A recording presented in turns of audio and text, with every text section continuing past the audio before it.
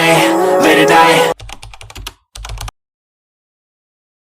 Di ko akalain na darating ako sa ganitong sitwasyon. Ang akala ko kasi porket malusog at mataba, wala nang sakit na mararamdaman. Ito yung time na pabalik-balik na ako sa ospital para magpa-check up. Actually, pangalawang check up ko na ito.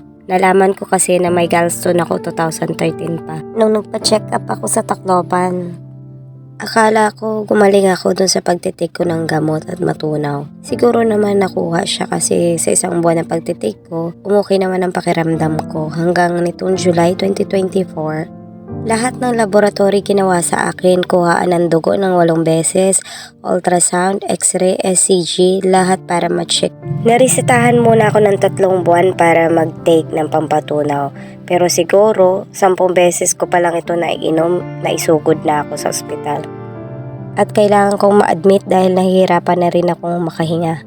Ilang days din kami na confine at ang swerte ko dahil sa mga taong nagmamahal ng totoo sa akin. Andiyan ang asawa ko at mga anak ko, ang mga magulang namin, mga kamag-anak at mga kaibigan. Ito yung unang meal ko sa ospital at ilang days ito na ganun lang ang takbo ng araw ko. Araw-araw chinecheck nila ako kung okay ang BP ko, temperature ko, heart rate ko. At habang naka-admit ako, sa pangatlong araw naman, bigla na lang kami nakatanggap ng tawa galing sa isang guro ng aking mga anak na nadisgrasya sila. Habang pauwi pa lang galing pumisita sa akin. Pakiramdam ko noon biglang huminto ang oras sa akin noong time na yon. At bigla ako napatanong, Lord, bakit po? Bakit ako? Kaya akong lahat ng sakit na nararamdaman ko ngayon, wag lang ang mga anak ko. Awang-awa ako nung nakita ko sila na di ako na makakilos. Gustong gusto kong puntahan sila sa emergency room kaso ang hina-hina ng katawan ko.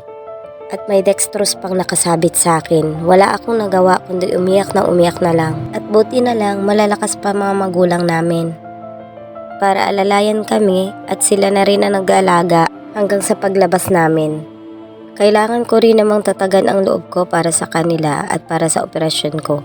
Umabot pa ng 5 araw bago ko maoperahan. Kailangan pa kasi maging okay lahat ng laboratory at makondisyon ang aking pangangatawan para maging malakas ako at makayanan ko bago ang operasyon. Isang gabi bago ang operasyon ko, kailangan ko munang lagyan ng machine para tumaas ang potassium level ko para walang problema at makayanan ko nga. Tumating na nga yung time na dadalhin ako sa OR. Ilang oras din ako nag-fasting kahit gutom na ako at uhaw na. Dahil bawal nga at para hindi maging komplikado at maging walang problema. Di ko akalain na magiging matapang ako sa loob ng OR at makayanan ko. Basta ang natatandaan ko na lang, ipinasok ako, sabi ko, Lord, ikaw na po ang bahala sa akin. Wala po akong ibang hihilingin kundi ang kaligtasan, lakas ng mga doktor, nurses na gagamot sa akin. Mahigit 3 oras din ako sa loob ng operating room. Andun asawa ko sa labas naghihintay lang sa akin. At ako naman habang nasa loob, nagigising, natutulog, yan lang ang sitwasyon ko habang tinatanggal ang bato sa aking abdo. At yung last na nagising ako, sinabi na ng doktor na, Mrs. Capito, tapos na. Sabay namang napa-thank you na lang ako. At nasabi ko na lang, thank you Doc. At ito na nga yung resulta ng paghirap ko sa loob ng ilang taon na pinahirapan ako. Halos mga 10 taon.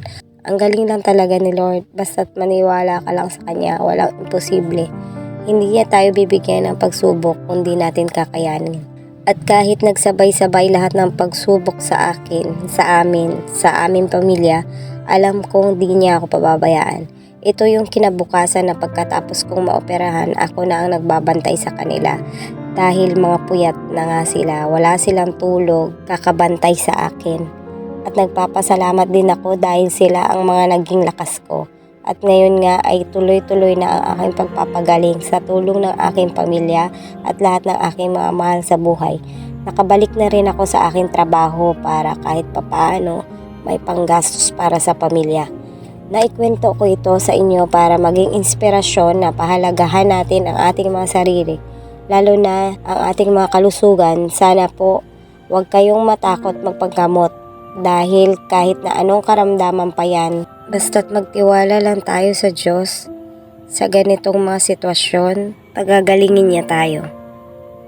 So guys, this is my story of my open cholecystectomy surgery.